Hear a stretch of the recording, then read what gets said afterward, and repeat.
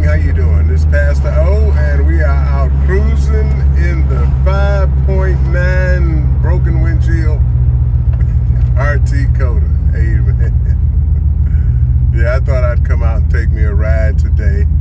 I popped in one of those Thornton, I think it's Thornton, performance chips. Hey, while we had a stop right here. Hey, how you doing? I'm Pastor O, and we riding along in the 5.9. There you go. You see all of that? That's the 5.9. All right, let me put you back in the cradle. Hey, man, people looking at me talking to myself, thinking I'm crazy, but I'm talking to you. So we are just taking us a little cruise. I put the Thornton chip in, and they say you got to drive about 50 miles before it will kick in and start rearranging things in your computer. And I'm not looking for no extra gas mileage, and I ain't really even looking for no horsepower. I know how to make horsepower, but what I want this thing to do is to get my, see, I don't run catalytic converters, and so it kind of throws the computer for a tizzy. And since this thing directly controls your air-fuel mixture, and that's where my problem at, because until you build heat up in this motor, it only take about 3 minutes, but I'm impatient. It only take about 3 minutes, you get some heat in the motor, it runs just fine. But if you try to drive it with no heat in the motor, you would swear you had a carburetor, and it's cold outside. It's 0. But, so I got the Thornton chip. Not, you know, they say it's supposed to give me, of course, they had 3 stages. You know, I went with stage 3. It's supposed to give me 60 extra horsepower. Yeah, right. But anyway, like I say, I'm looking for air fuel management. Not extra gas mileage, just manage my air fuel for me. Oh, guy on the motorcycle think he, you know, Bonneville Salt Flats or something. But he having a beautiful day. Because it's a beautiful day to cruise in the RT KOTA. Yeah, I was going to sell it, but I went on Facebook Marketplace to look for another project to work on, because I think that's what I like. You know, I think I'm going to have to accept what my wife said. You just like working on it. And that's what I did before I started drag racing in '96. I had gone to school for auto mechanics. Chrysler had a special program. I jumped on it, got in it. They actually paid me to go to school to mess with cars. That was unbelievable. So I did that. And, but I started working on cars back in '70 when I got my first one. 1964 Dodge Polara. I paid big bucks for it too. $25. Yep, $25 whole dollars. I drove that car from my brother's mother-in-law. I guess that's my mother something-in-law, and to my mother's house and mother and father's house in E-Course, and that's the last time that car went anywhere. Anyway, that's when I started working on it, because my mother told me not to buy a car because she said I didn't understand all that went with owning a car. So I bought one anyway, and then I found out all that goes with owning one.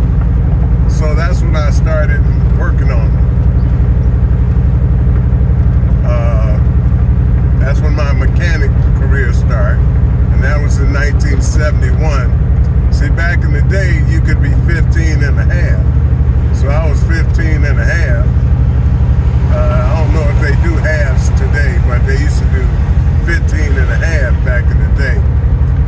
And so when I was 15 and a half, that's when I got my first car, because I got my driver's permit.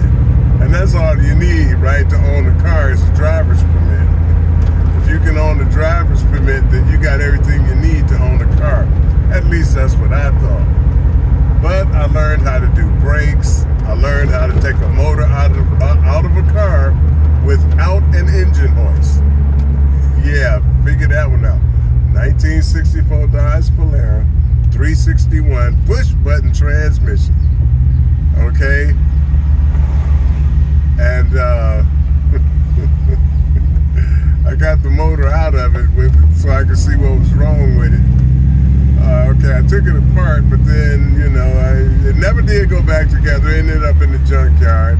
But after that, we had about 30 more cars. Because I would buy them, fix them, sell them. Buy them, fix them, sell them. That was my thing. But that's where it all started. So in '96, so I learned how to work on them. And then when we got a little older, we started hot rodding like my brothers. My brothers all had GTXs, 70 KOTA 71s, Road Runner 69, 68s. One guy had a Valiant with a 413 engine. I think it was 413. And I'm telling you, that thing was something else. He was the fastest of them all, and everybody else had stick shifts. He had an automatic. And this is back in the 70s with an automatic. But he had what was called a B&M whole shot torque converter. What is this? He had a B&M whole shot torque converter. And he could get everybody out of the hole. He could get it to stall up before anybody even knew about stall. There was this Mopar Coronet that used to come out to Detroit Dragway, and the name of the car was Whole Shot, and he was sponsored by B&M. And so B&M at that time was experimenting with torque converters, how to get the stall up so you could launch with the stick shifts. And I'm telling you, he had the right name, Whole Shot, because he put one on everybody. And so that's when automatics started to jump off. But this guy built his in his backyard. He could do his own transmissions. And he built his motor and everything. And, well, you know, he had the raised precision engine, did the mill work, but he slapped them together.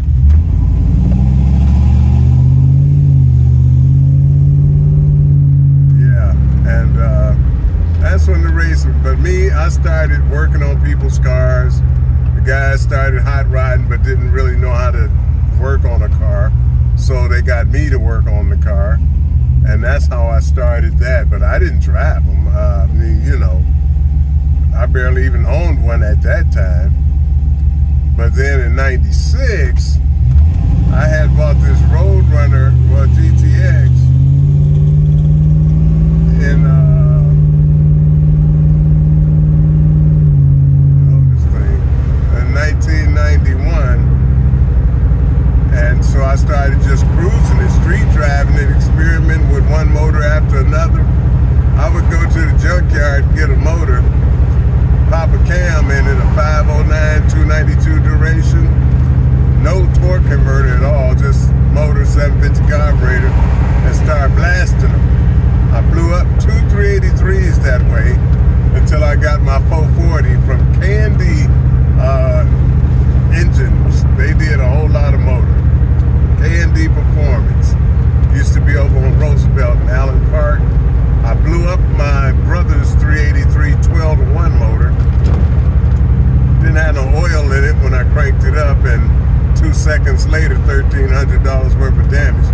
So I traded that motor to K&D for the 440 that somebody was having built, but they didn't get it finished. So I bought the motor. It was a short block. You know, flat 10-to-1 TRW, flat top piston, steel crank, rods was hardened. And so I took it home, got some of my brother's heads, threw them on there, and threw all the rest of the crap on it. Manifold, carburetors and stuff, and I started racing in '96. You know, you want to know how bad I sucked as a driver? The guy next to me, we had the same motor, same horsepower. He ran 1240s, I ran like 1360s, and it was all due to my sucky driving. So I had to get me a floor shifter, you know, a ratchet shifter, so I didn't have have to automatically maybe shift into neutral or reverse or go into drive from first. And once I got the ratchet shifter and then got me a shift light, now I'm running 1240 at 112. That was on the last day of Detroit Dragway. That was the last day at Detroit Dragway, October 25th, October 27th, 1997. That was their last day. 25th or 27th. But anyway, that was the day I got the best time I ever had out of that GTX at the time. And then I started racing at Milan, and I raced from 96 all the way to about 2002 is when I got, when I was approached by the Lord, the God who created the heavens and earth, to start a church, because I was already a preacher. And the name of the car, because I lost first round every round, I figured I'd get some use out of it, so I named it Runner for Christ. Because I was losing, so what difference did it make? I'm gonna get some glory for Jesus, right?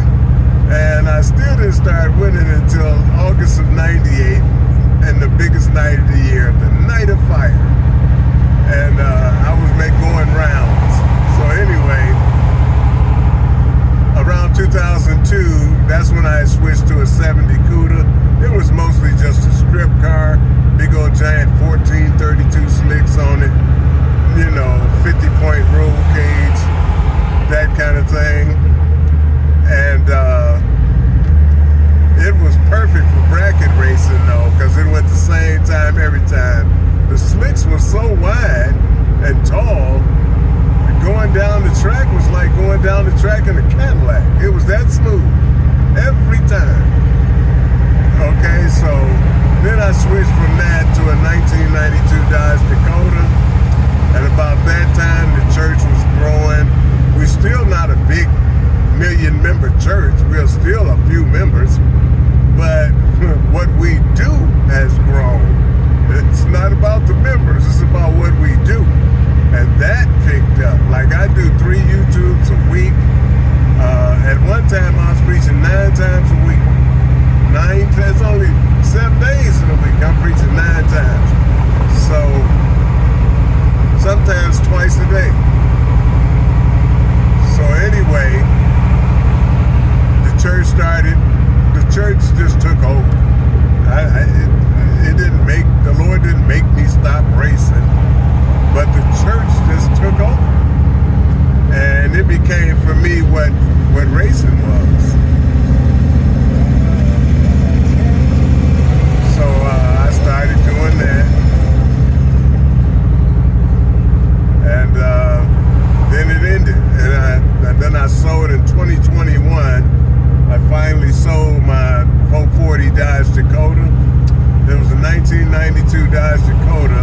A guy named Jerry Cultus had built the truck and was racing it. Cultus Race Engines. And I was out there, he was out there doing the Pinks time. And I went out there and saw it. And I made a deal with him. I asked him what would he sell it? And he looked at me like I was crazy, because they was literally racing and doing well. So I said, well, you want to sell it? And he said no.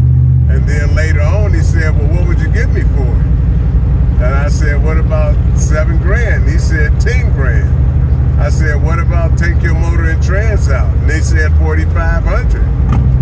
And I said, well, yeah, there you go. And we made the deal, because I already had my 440 at home, because I had sold my COTA to my other brother. Yeah, my 70 COTA, I sold that to my other brother. And then he had previously bought my Roadrunner, so I got the with the GTX. I got that back from him. And then I sold it to my other brother, and then bought the truck. Yeah, get all of that. So anyway, I got the truck, but I never did much with it, because number one, it was really a drag race truck. It wasn't for the street. It wasn't for the street. It was for the drag strip. But I I drove it on the street, but it was completely uncomfortable, sucked up gas like it was free. No way you going on the freeway with it. It only had 3 gears, a 727 transmission, only 3 gears, so you're not going on the freeway with it. When I did go on the freeway, I was at 55 miles an hour and about almost 4,000 RPM. Imagine trying to go, how far are you going like that? So it was really a race truck. So I put it up for sale for a ridiculous price, and somebody came and made me an offer that I could not refuse that was even more ridiculous than my price. So I took it and sold it in 21. I thought I was out of drag racing for good. I thought I was out of hot riding for good. Just ride around in my wife's 6-cylinder 04 Blazer and have fun in that. Well, you know about how long that lasted. So what I did was I started looking, and thought somehow I got to looking at Dakotas. I saw one, it was beautiful, like the one I got, for $7,000. All I had to do was turnkey. Just go get it, drive it home. Okay? No work, nothing. Under the hood is already done. It's already clean. It's got everything. But the problem was, it was $7 grand. The Lord didn't want me to pay $7 grand. So I got to haggling with the guy, and the next day he sold it to another guy for more than $7 grand. So I lost that deal. Then I got it with this girl in Chesterfield. She had a Dakota, another 99. And I got to haggling with her. Somebody else bought it. I literally saw it on Facebook. So I lost that deal. And then a little time went by, I couldn't find nothing. And then this truck popped up. I learned as much as I could about RTs, and it all had to do with that VIN number. And the number 8 digit has to be an 8. And this one was an 8. And the numbers on the rear end spec plate needed to be 12 bolts. And I got under and counted this 12 bolts, so that means it's 392 with 30 spline axles. And since I own it now, all of it, that is true. Now what trips people out about it is a Dakota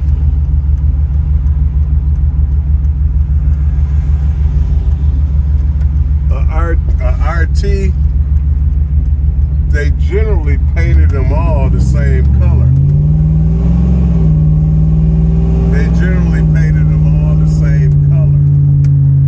Bumper, everything. But this one has a chrome grille and a chrome bumper and the black fascia down at the bottom, or ground effect, if that's what you call it. And so that threw people off, and they said, that's not a Dakota, it's not all the same color. Well, anybody can buy something and put what they want on it. The hood is aftermarket for sure because it's fiberglass. That is definitely didn't come from the factory. Okay? So, but it is an RT Dakota with a 360 in it. And that's how I ended up with this. You can take this thing on the freeway, and the RPMs is like 2,200 at 70 miles an hour. Versus when I took my Road Runner up there, same thing, 55 miles an hour, 3,500. And it was only a 410 in the GTX. The COTA never went nowhere off the trailer. And it had a 456 gear. But them big giant 1432-inch tall slicks ate up a whole lot of that gear. And plus, I never did buy a stall speed converter. I always ran a stock converter. Why? I was a bracket racer. I wasn't concerned about going faster, fastest. I was concerned about going the same time every time. And with that thing was like a delay box. It was like an idle stop solenoid. you stump the gas, and the cam I used, it was really a 4-speed cam.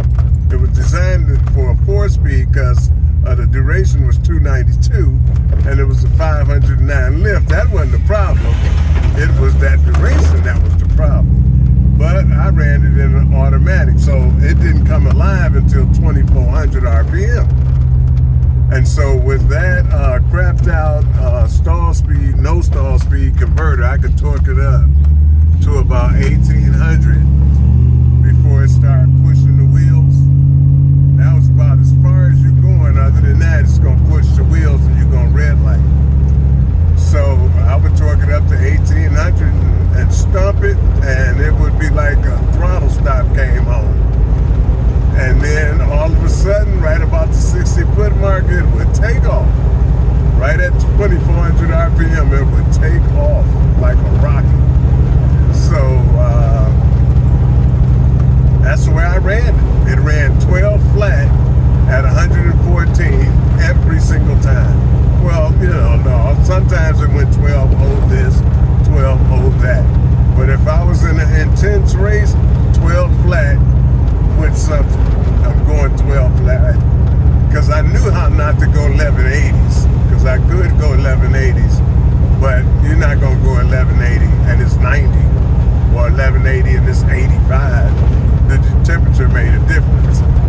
But when I get up around in the evening, if I'm in the later rounds, or something happened and we into the evening it's cooled off, well then I had to watch it, because that thing would go 1180s without no problem.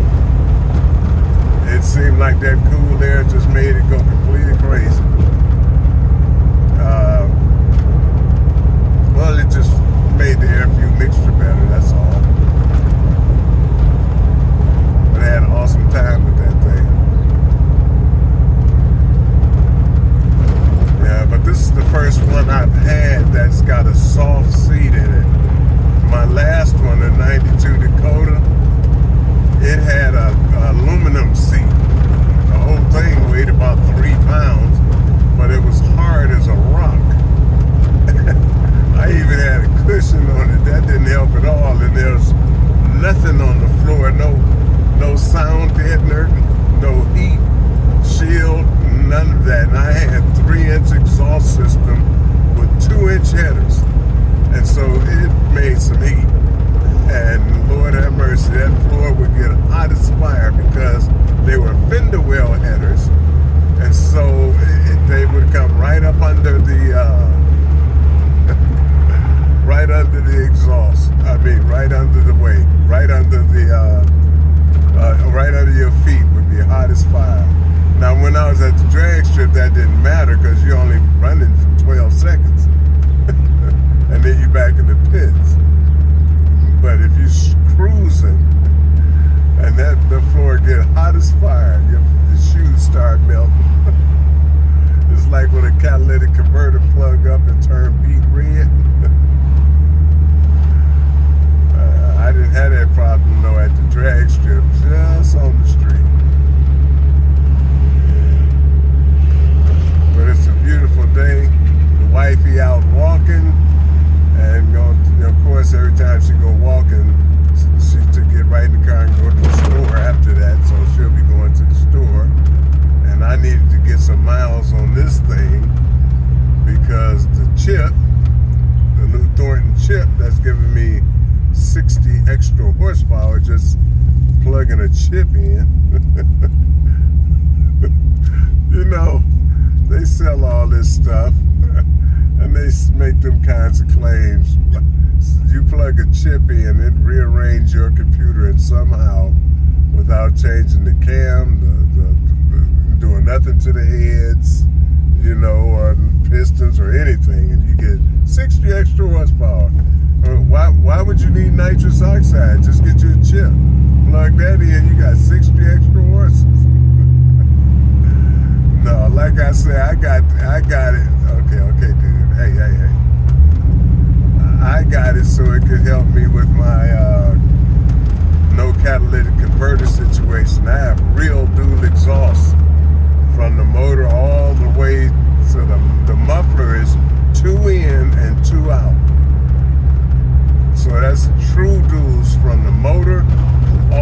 way to the axle because it turned down at the axle. But there are no catalytic converters. There's an X pipe where the catalytic converter was. And once it gets heat in it though, as you can see, it runs without a problem. The problem is at startup. You need 1 to 2 minutes before the computer figure out something missing or something, and then it just start running like it is now. But I was gonna sell it. But I don't know if y'all been on Facebook Marketplace lately. Yeah, Facebook Marketplace, yeah, difficult. I'm gonna pause this for a second. I'll pick us up on. No, listen, I don't want y'all to miss this. This is the local park. We call it Elizabeth Park. No, not us. We call it. They call it Elizabeth Park. And it's been here for years. I remember coming out here as a kid and thinking this park was like 1,000,000 miles wide and long and round. And it's not. Oh, look at all the little baby geese. Oh my God. There'll be plenty of them next year. Get you a gaggle of those and you don't have to cut your grass. Just let them eat it up. And they'll fertilize it for you for free too. Yeah, but like I said, I picked this thing up for $1,800. I just couldn't believe it. I took my brothers with me, and we grabbed my brother's trailer, which I sold to him when I quit racing. And we went out there and did the inspection on it, make sure it was a RT, make sure it was a 360, make sure it had a 392 with 30 spline axles, and it all checked out. It all checked out. I handed my man. Normally I haggled. I handed him $1,800. We drove it up on the trailer, and that was that. He had some eBay headers on there, them chrome things. I took those off quickly and got some pace setters, because pace setters make sure the header don't hit the control arm. Okay, and because that could be a problem. And like I say, ran them through true dual exhaust. Not fake dudes, real dudes.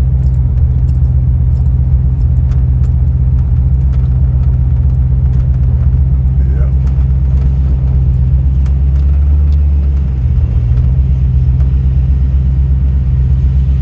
But now I can just cruise. You know. I had a 65 Belvedere with 6-pack motor in it. 12-to-1, another 12-to-1 motor with a 600 lift Crower cam in it, and 679 to be exact. And I was driving that on the street with battleship valve springs. That's what my brother called them. And battleship valve springs, and it was just super. It was a super motor. And I'm driving it on the street because I'm young, dumb, and crazy. And I'm driving it on the street. Then one day I went to start it up and it started popping like crazy. So what I did was pulled it apart and pulled the cam out, because my brother told me I probably wiped out the cam. I didn't know what that meant.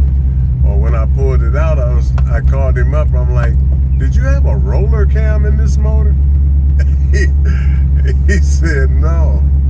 I had turned a flat tappet cam, hydraulic cam. Well, no, it was a solid lift cam. I had turned a solid lift cam into a roller cam. I wore that baby out that bad. So that was my, of course I had to give him back his motor, all wore out.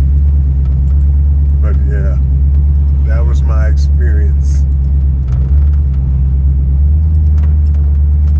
when I started actually driving them and racing them. But I like this thing. It's real easy to drive. My wife not scared. She's not too scared of it, because it, my 440 with that 500 lift cam. I mean, that's not a big cam when you think about you know, they got big cams, right? That's really small. But to her, it always, you know, that, and it wasn't fuel injected, so it had that bump. And that bump to her was me trying to speed, but I wasn't speeding. It just seemed like it. But she didn't like it. She loved the truck. Said it's the best one I ever had. But she didn't like riding in it because she said always go fast. Even if you're going 25 because of the cam. And the loud exhaust. The exhaust was super loud. I had 2-inch headers. You know, it was 214 181 valves because I swapped out the 208 175s for 214 181s, and that made it faster. And so that kind of tripped her out. My man in his vet up here. Ain't nothing like having a vet, right? Hey, I'm gonna go ahead and stop. Well,